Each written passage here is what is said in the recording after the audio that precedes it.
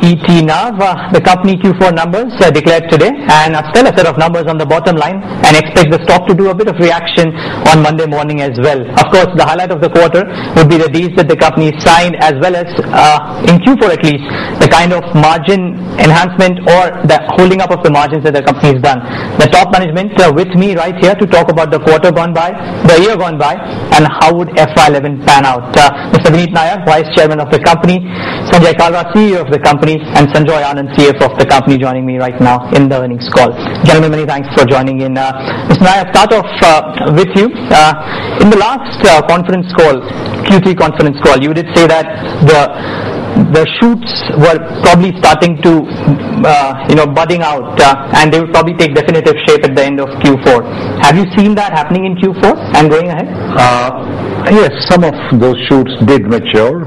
I mean, we had been endeavoring to make an offering which was an integrated offering, which would differentiate us from most of the IT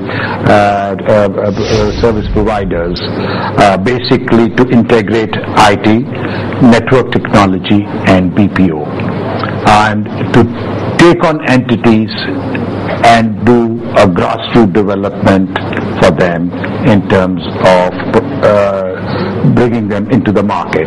So this year, 3 of the telcos we worked into went live with this kind of a platform, and I think that was a cause of huge satisfaction to us, because we established the fact that we could set up a platform for them de novo from the bottom upwards, manage it for them, and then provide them whatever services they required in terms of customer interface or market interface or back office requirements through a BPO offering. So we have been able to do that and demonstrate that successfully for the last with 3 companies now. So this is in a way telco in a box, which we have come up with, and to sustain that box going forward. In terms of revenues, you have the numbers with you. We grew sequentially by about 2% in dollar terms this quarter. If we were to take constant dollars, then it would be perhaps 4%. Over the year-on-year, I think our growth was quite significant, and growth which was about 33%. Earnings also went up. So net, I would say that we have had a good quarter. The only other significant thing which I'd like to bring to your notice was, which came as a very pleasant surprise to us, was only a few days ago when AT&T selected us as what they term as best of the best service provider, and have acknowledged that publicly. Normally they are fairly, they do not let out these things, acknowledge it publicly through advertisement in the Wall Street Journal. So that is a sense of satisfaction. No, it is not more revenue. No, it's not more profit. But in terms of satisfaction level, that was about the highest. So this is by and large the flavor as we see it, as I see it personally, this quarter. But I think my colleagues here, after all, Sanjay is the one who really runs the company. I just hang around, who will respond to other questions you have. Sure, Sanjay, in fact, I was just coming to you. You know, the commentary that we've heard from Tech Mahindra from Q1 when we interacted to the last quarter as well, and it has been that in Q1 at least, the talk was that there are still some dark clouds. Pricing may or may not improve. Q3 also, you guys were cautious at least on the pricing front. In the last 3 months, in terms of your dialogues with your clients, are things showing signs of improvement? Look, by nature I'm cautious, and I hope to remain that way, because that way I'll never end up disappointing you. Sure. Look, there are essentially 2 parts to the business. There is the BT part, and on that we've discussed a number of times, and I've maintained now for about 3 quarters that we think for the foreseeable future our BT business, if I looked at GBP, would be in that 70 to 72 million pounds. I think in Q4 we went a bit higher than that. That's why in spite of a depreciating pound, you still saw a 2% growth in BT.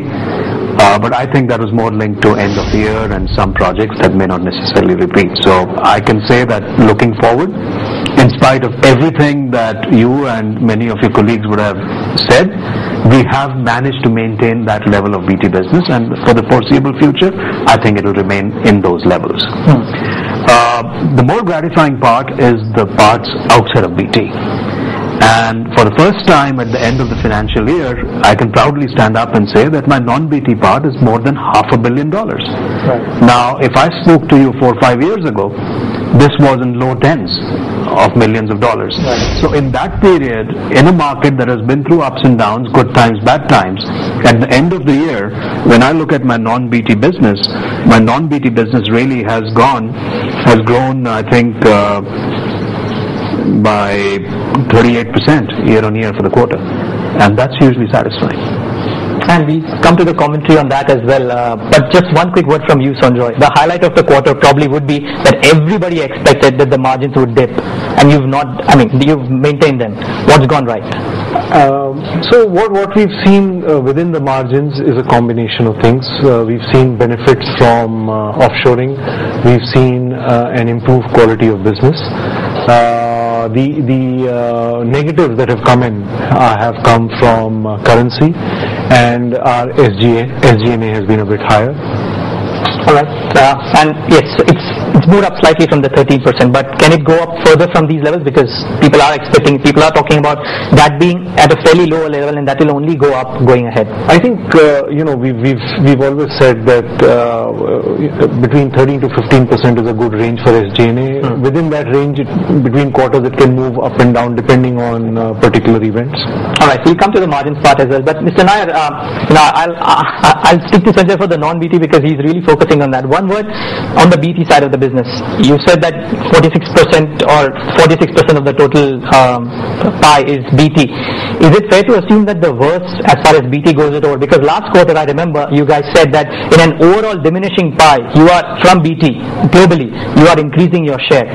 Is that the trend that will happen in the next 2 or 3 quarters as well? We certainly hope so.